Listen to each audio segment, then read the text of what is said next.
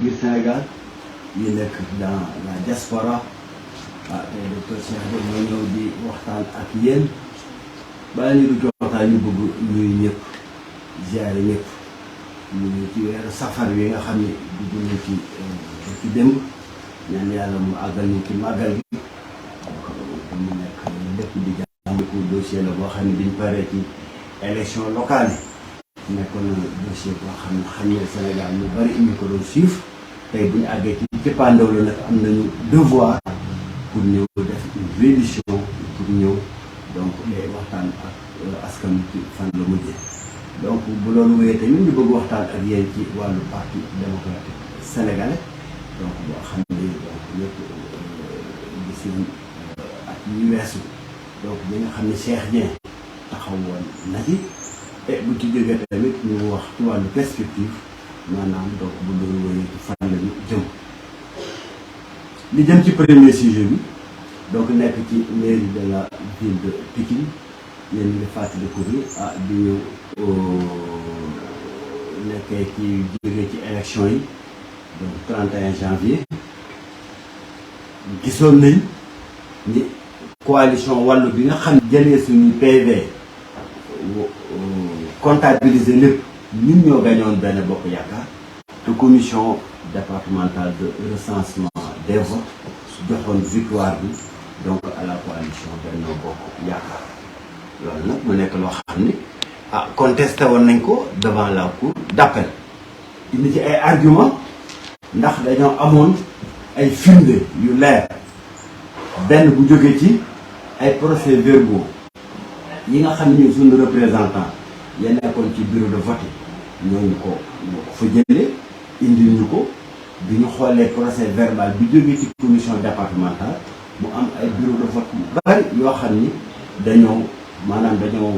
dañoo soppi résultat yi nga xam ni donc moom la électeur du département de Pikine defoon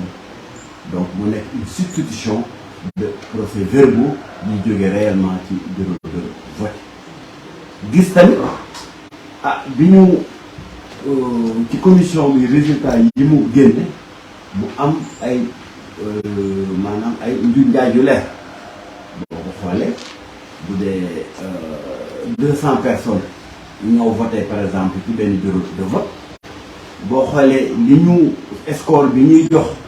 juróomi coalition ya fa doon joŋante day nekk 250 voix yi saa sax mu àgg ba 275 voix yoo xam ne dañ koy séddale muy wane ni donc am na ay njuñ njaay yu nekkoon foofu gis tamit am ay bureau de vote yoo xam ni soit coalition wala dañ ko fay defal zéro dañ am suñu représentant bu indil ñu PV bu wane ni ñun amoon nañ fa score wala yeneen parti d'opposition te yooyu bureau yëpp boo koy xool day nekk bureau yoo xam ni Benno Bokk Yaakaar dafa doon lu bëree bëri yooyu rëq-rëq yëpp nag yu gisoon ci résultat yi la ñu yóbbu woon ci à la cour d'appel pour demander que ñu saytuwaat résultat yi génne loo xam ne dafa méngoo ak l'expression du suffrage universel maanaam li nga xam ni moom la askan wi donc wax ci biir urne yi kooku nag cour d'appel bañaloon ñu ko rejeté suñu recours au motif principal que li nga xam ni dañ ko doon joytu ci kanamu tribunal bi ñu ne loolu dañ ko waroon a bind ci procès-verbal bi nga xam ni moo jógee ci commission départementale de recensement des votes yàlla xam na ka nekkoon ci suñu représentant bind na ko ci procès-verbal boobu te copie procès-verbal boobu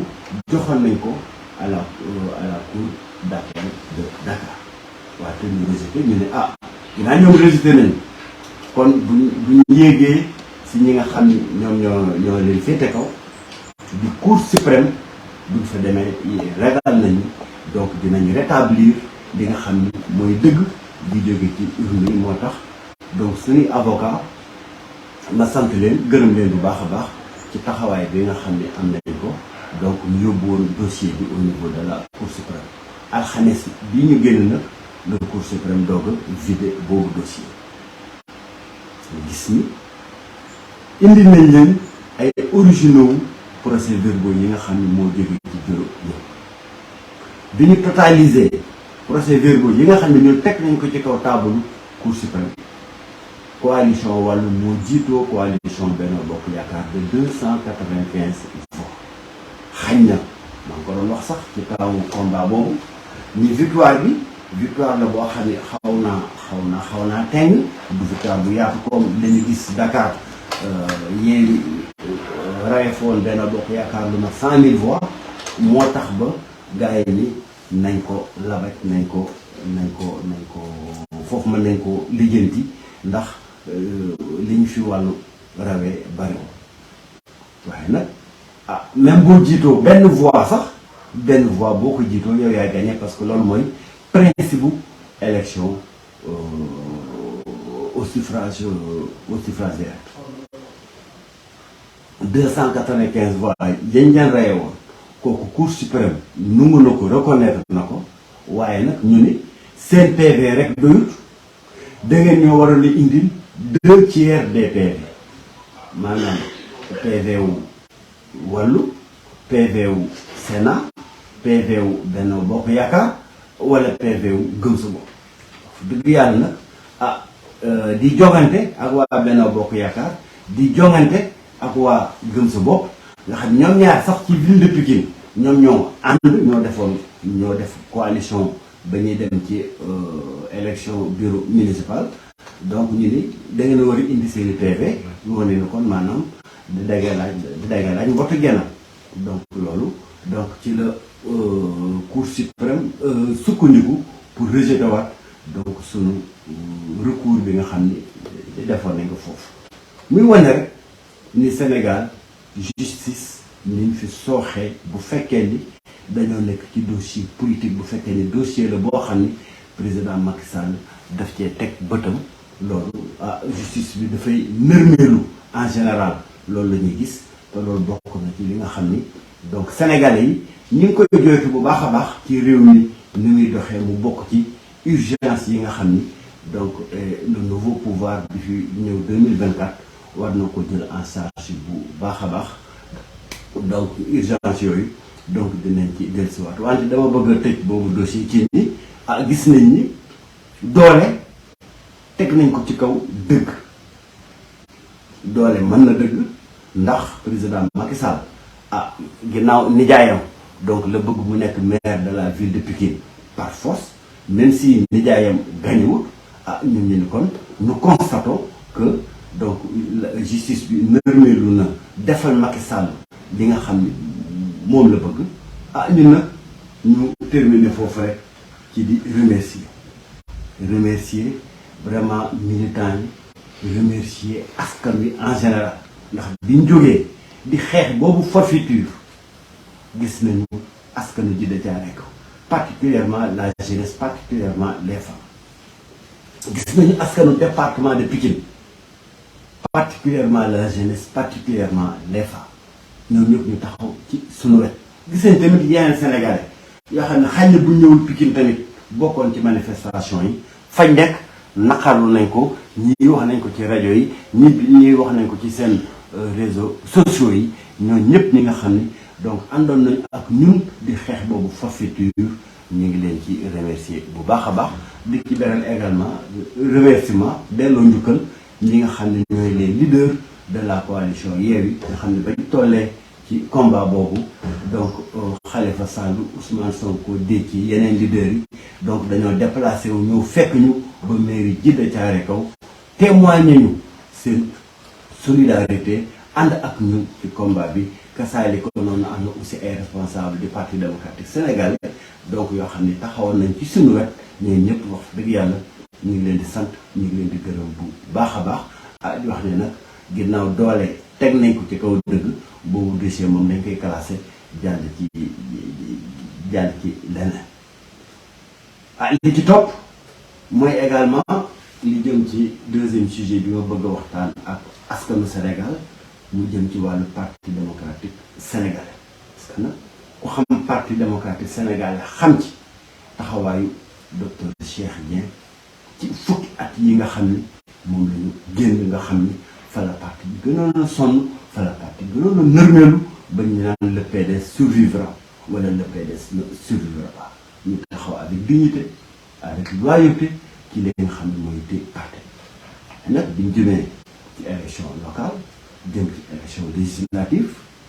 ñu am ci ay waroo yu xóotu vraiment ay divergence de vue fondamentale ak kii di le frère Karim Wade bi nga xam ne moom le président Abdoulaye Wade a fait dénk pour mu doxal parti lépp loo xam ne dañ koy doxal donc dañ koy waxtaane ak moom wante li jëm ci wàllu alliance yi surtout ñan la ñuy àndal nan la ñuy xeexee Macky Sall pour que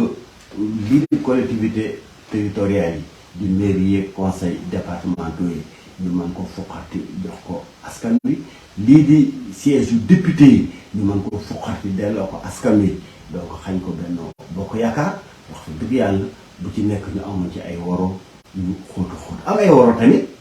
ci yan condition nan la ñuy demee ci élection 2024 yi di élection capitale du présidentiel parce que ñun dañoo gëm la commande du peuple sénégalais mooy en 2024 ñu changé loolu ñu def une alternance avec une opposition forte déterminée une opposition véritable bi nga xam ni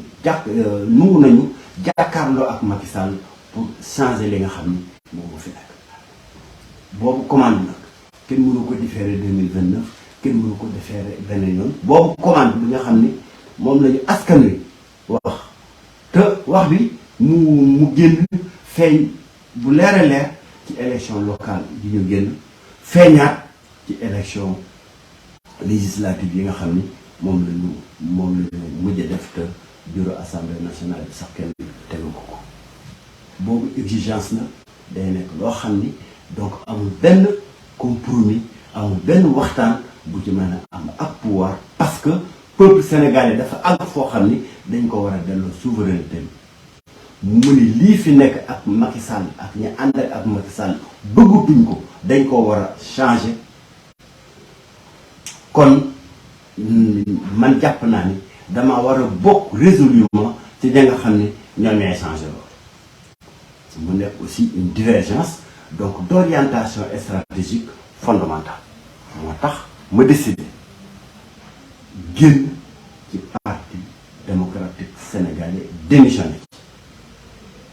tey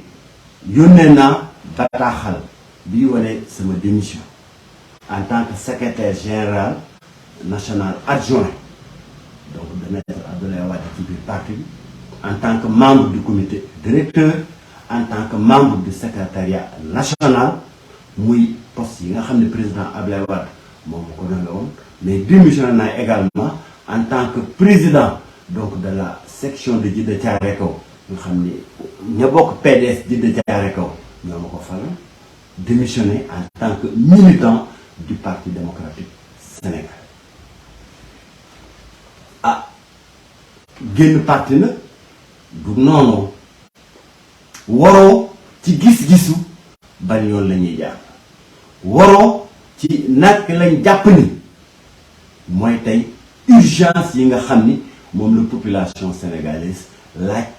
commandé ko donc au parti politique ak ñëpp ñi nga xam ni ñi nga xam ni ñoo yëngatu ci wàllu politique boo ci waroo mel ni kon defar beneen yoon boo xam ni bukkut ak yoon bi nga xam ni fa nga nekkoon fa lañu jëm foofu dafay daal di jot moo tax tamit bañ génnee ci parti démocratique sénégalais du tey fu dëgg yàlla kii di président Abdoulaye Wade di suñu baay di suñu référence nekk ko tey di ko nekk ëllëg ndax président Abdoulaye Wade taxawaayam ci Sénégal taxawaayam ci Afrique tey boo gisee ñi xalaat naan nañ def lay nañu lu projet ambitieux lu projet rëy ñu ni Sénégal attan nañ ko mën nañ ko daa fekk président Abdoulaye Wade moo ko tàmbali Sénégal wane l'ambition wane la véritable voie bi nga xam ni moom la ñu war a jaar pour tabax Sénégal boo xam ni mooy Sénégal bi ñu bëgg comme président Abdoulaye Wade dañ koy delloo njukkal dama koy delloo njukkal également ndax li nga xam ni xam naa ko ci état ni muy doxee xam naa ko ci am réew ni ko war a yore daf ma cee nàmpatal ñeenti at yoo xam ni daf maa defoon conseil technique en environnement. yàlla xam na ni ba ñu xamante ci cadre purement professionnel la ñu xamante woon fekk waa Banque mondiale ànd ak direction des eaux et forêts dem seeti ko ngir projet boo xam ni bokk naa sa ñu koy jiiti ñu war koo renouveler ñu ne ko liggéey bii ak luñ ko naw ka ko def mooy docteur Cheikh Dieng fekk muy installation d'un système d'information écologique forestier pastoral justement sax Banque mondiale yónni woon ma au Bénin pour ma dem en fait exporter fa boobu innovation bi nga xam ni donc direction des eaux et forêts du Sénégal donc defoon na ko ci modalité yi ñuy gérer donc les forêts naturelles yi ñu leen di saytoo yi leen war a aménager ba mu delsi dama président Abdoulaye Wade woolu ñu toog waxtaan ci wàllu gestion des ressources naturelles ba mu proposé ma nekk conseil technique am kon xañ na politique boole wante nag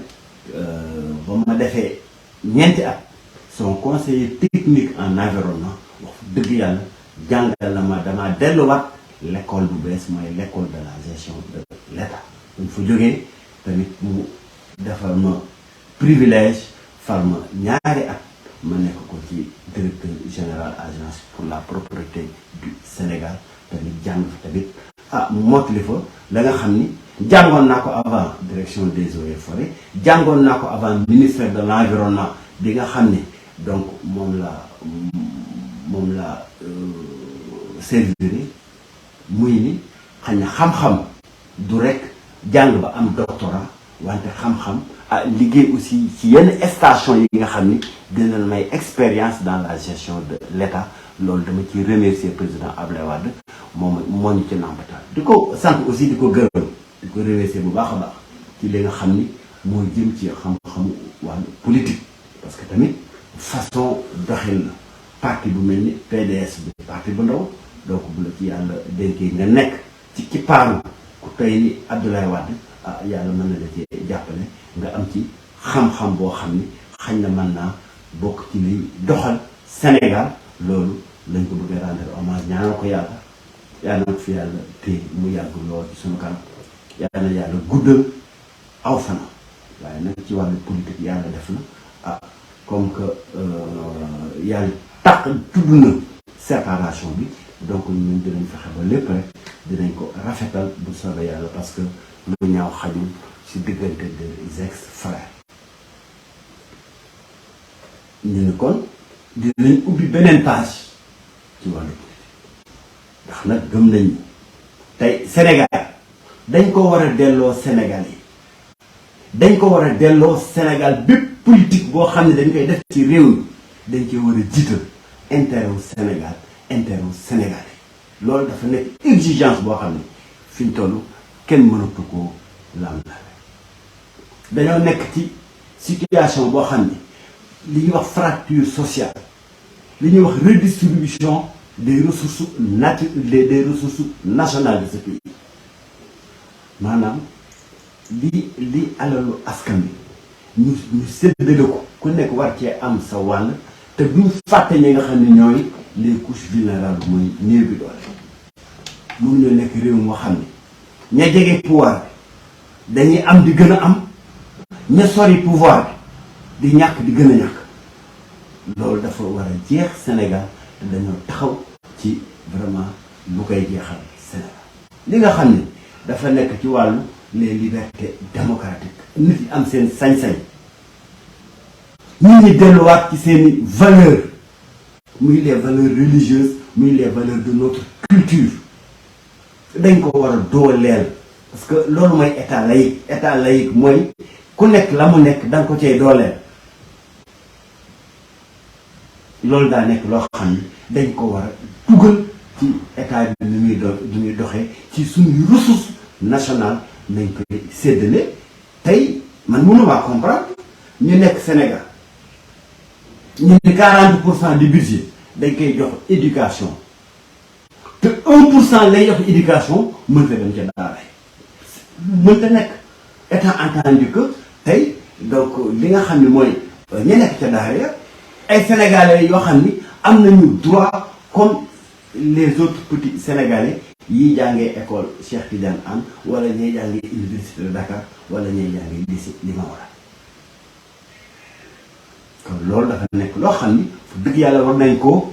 jubbanti ci sunu réew nu muy doxee ci allocation des ressources ci suñuy valeurs de société muy les valeurs religieuses muy les valeurs culturelles muy les valeurs sociétales nañ koy téye en charge ci sunu réew ñu nekk ci situation boo xam donc sunu cadre de vie sunu environnement ni muy dégradé wu mënutul wëy tey boo demee Île de Diogo boo demee Goxu Mbaaj xoolal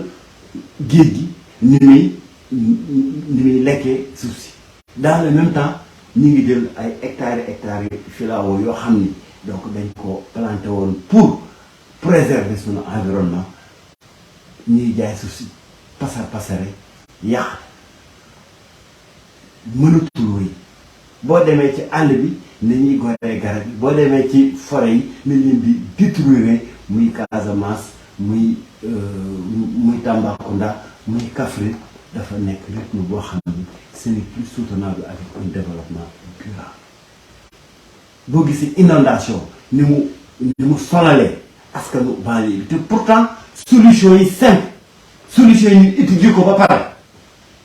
wante ñu am gouvernement boo xam ne la ko intéressé mooy plan Orsec ngir ñu mën a def ay marchés yoo xam ne dañuy déroger au code général des marchés loolu nag ñu bëgg cee nekk 2005 ba 2022 wax fa dëgg yàlla dafa nekk loo xam ni seen environnement soxla donc loolu lépp dafa nekk ay mbir yoo xam ne donc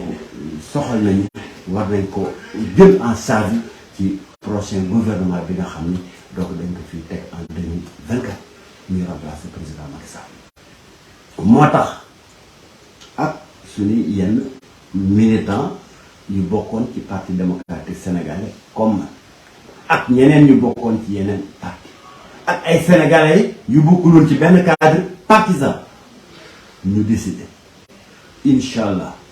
dans le mois de septembre donc vers la fin du mois de septembre ñu taxawal benn parti politique boo xam ne lii commande sociale donc dinañ ci jóg taxaw ci dans le cadre donc de ce que nous pensons ñun tey mooy la véritable opposition muy le Yewwi Askan Wi ànd ci ak ces véritables opposants pour ñu xeex résolument lu fi jëlee président Macky Sall ba def Sénégal beneen type de gouvernance une gouvernance qui respecte les Sénégalais une gouvernance qui met les Sénégalais au cœur de ses préoccupations une gouvernance boo xam ne dafay promouvoir l'agriculture mooy sunu base réew day promouvoir la pêche day promouvoir l'artisanat day promouvoir la petite industrie de transformation parce qu'il faut qu'on crée de la valeur ajoutée pour enrichir ce pays loolu nekk na en tout cas li nga xam ni ñu ngi koy waxtaane ak suñuy xarit suñuy mbokk suñuy ànd jaam yi nga xam ni donc ñu ngi leen exposer le projet di ci woon nag tous les Sénégalais ñoo xam ne ñoom politique bokk fenn moo xam politique waaye Sénégal ñor na leen sauver Sénégal ñor na leen parce que Sénégal dafa toll ci foo xam ni il faut ay doomu Sénégal suñu seen futti seen moom mettre au service de ce pays ndax nag Sénégal France gënu ko États-Unis gënu ko Australie gënu ko feneen gënu ko dañoo topp toowul sunu réew loolu nag dinañ ànd ak ñëpp ñi nga xam ne boobu projet soxal na leen ñor na leen ñu taxawal boobu kuréelu politique boo xam ni donc dañ ciy jëm ci 2024 pour réaliser la véritable alternance politique bi nga xam ne moom la Sénégalais di xaar en 2024 donc ñu sant ñëpp gërëm ñëpp loolu moo nekkoon li nga xam ne tey bëggoon nañ ko waxtaanee ak askanu Sénégal ñu ngi leen di sant di leen gërëm di leen jox rendez-vous très très prochainement incha allah jërë ngeen jëf